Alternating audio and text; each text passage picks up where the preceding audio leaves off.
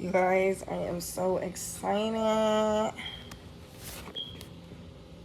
So, hopefully you guys can see that.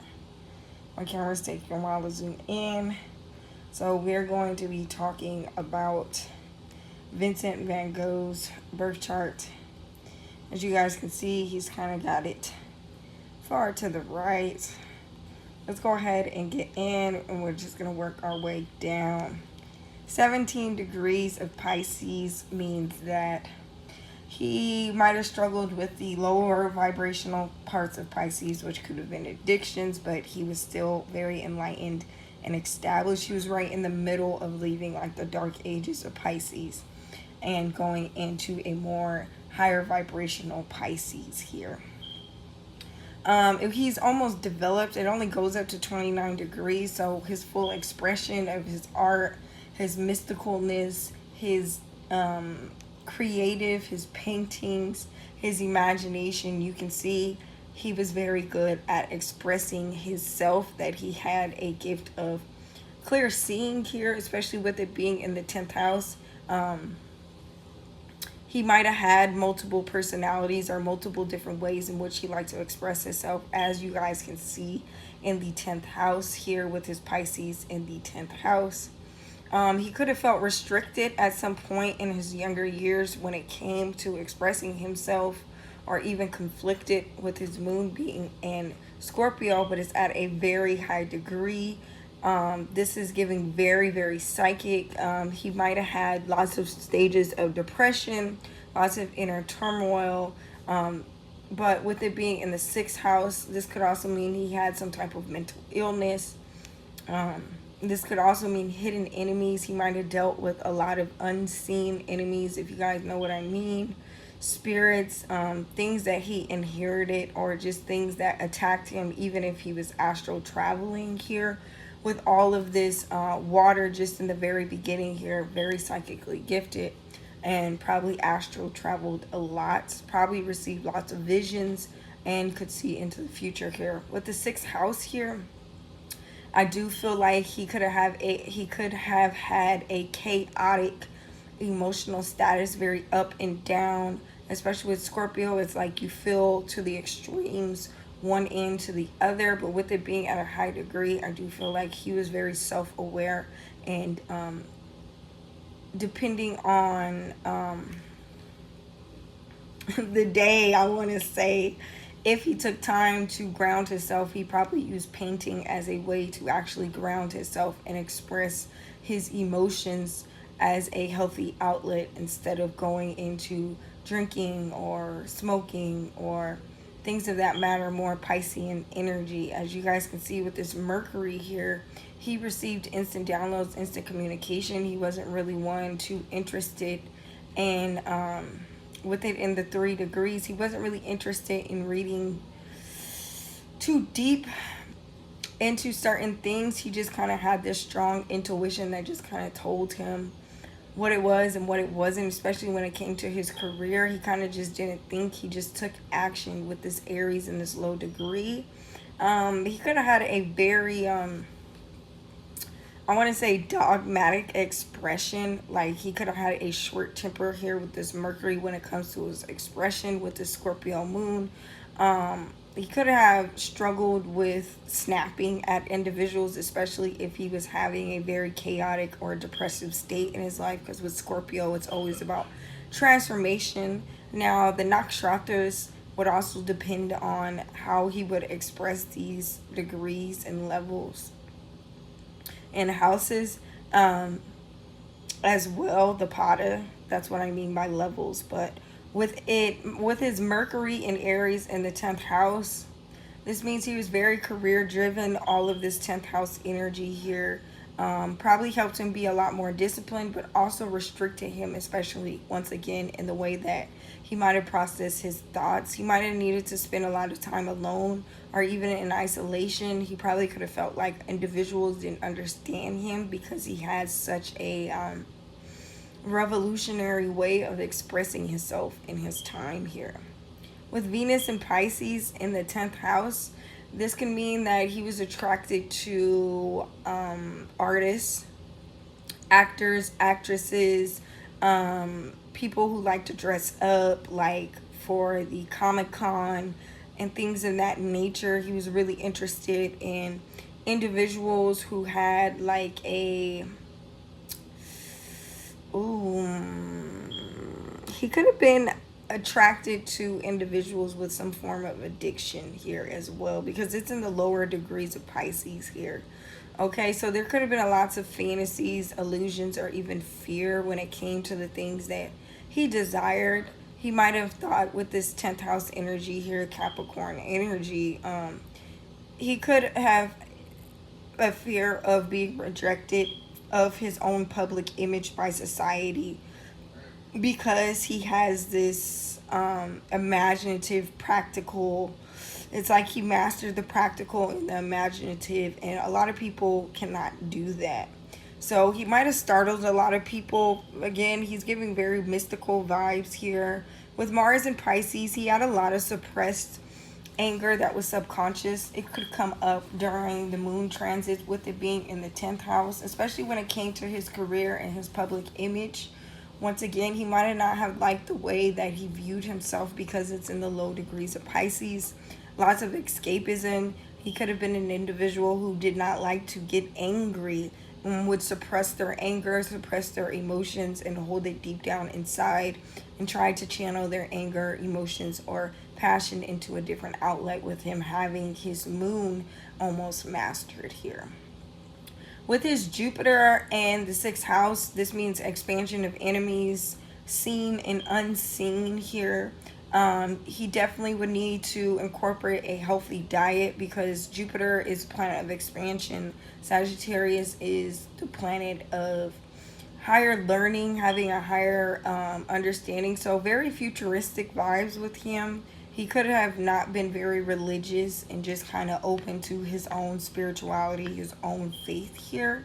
With it in the lower degrees, though, he could have been very dogmatic, I want to say, because a Sagittarius in his lower degrees with the 6th house here could be someone who's very judgmental and in an unhealthy way. Someone who could be very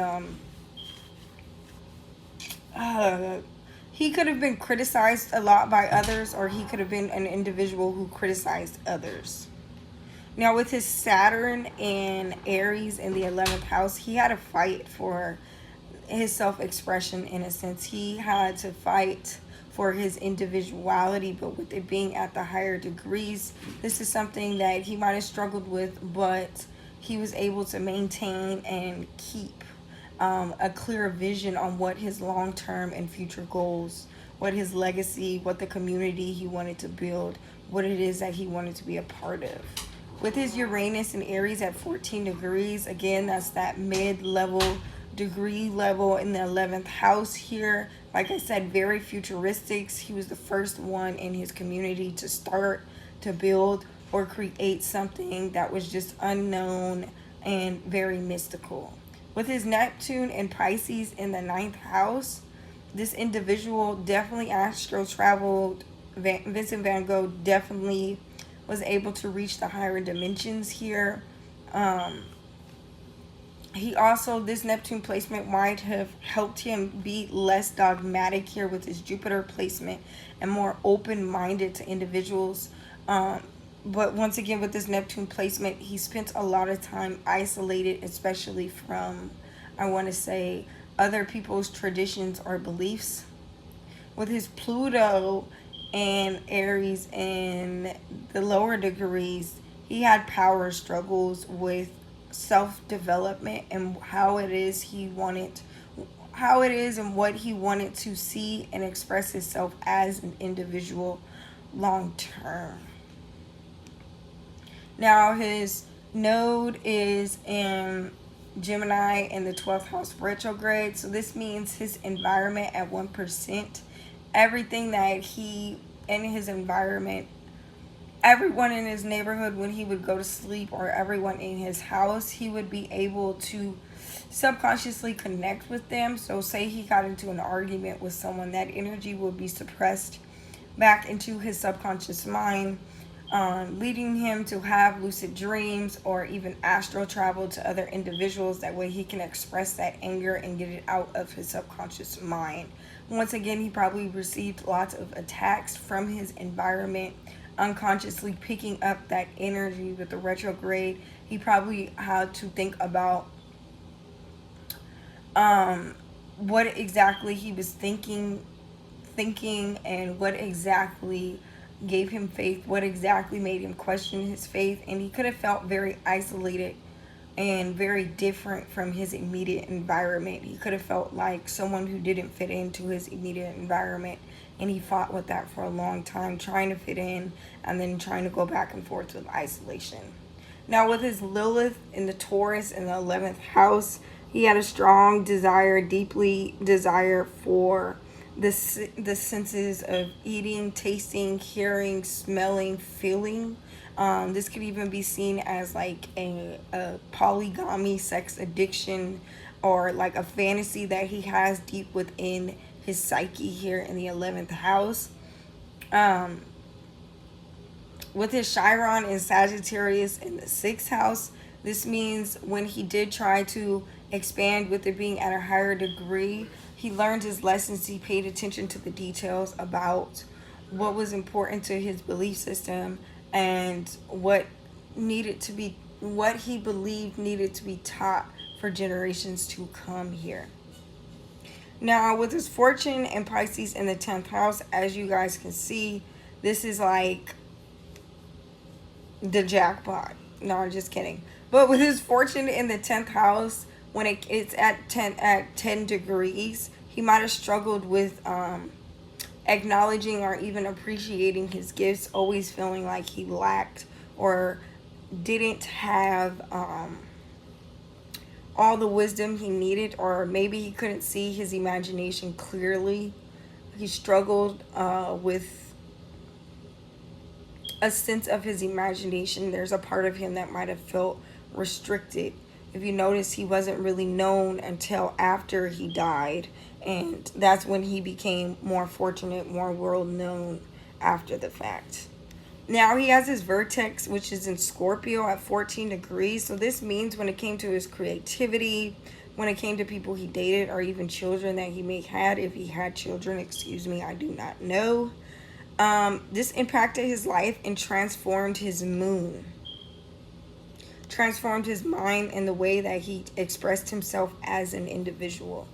He has a Gemini ascendant, so this means that at 29 degrees, he was very multitasking. He was like a jack of all trades. He could dibble and dabble into anything. And then with his descendant being in Sagittarius, not really too much of a committal type, more of a gypsy spirit here, with it being at the high degrees. It would take a lot to tame that horse. With his second house being in Cancer, his emotions and his money were always tied together. If his emotions was good, his money was good. If his emotions were bad, his money was bad. Probably struggled with strong attachment issues to money and finances, leading him into this isolation here. With his third house in Leo,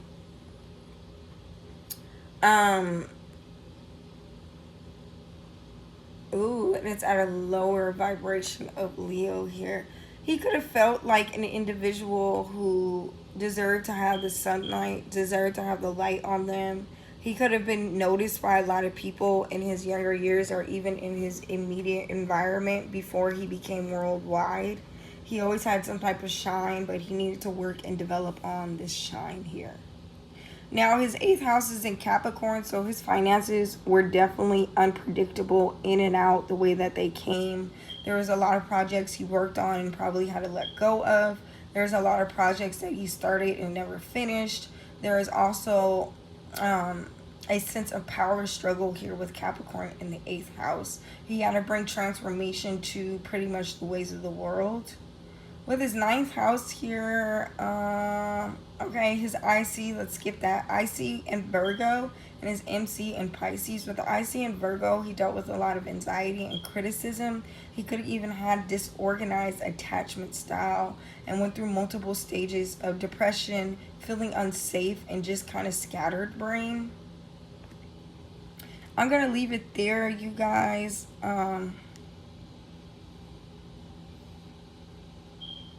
This is my analysis on Vincent van Gogh's chart. I just want to keep it light, simple, and sweet. And also kind of teach you guys how to work through the charts. If you wanted to learn how to read your own, I am on AstroSeek, if you guys can see, .com, doing sidereal astrology calculator. Okay, Vincent van Gogh, he was born March 30th of 1853. All right, just so you guys can see that. I'm gonna leave it here. Thank y'all for tuning in with me. Hopefully this was helpful for y'all. I felt called to do Vincent van Gogh's reading because I have a lot of his placements and I can relate to him on a personal aspect, especially when it comes to being different in his immediate environment and really going outside the box of what is norms here. I hope you guys like this. Don't forget to hit that like button, hit the subscribe button. I wish you all the best of luck and take care.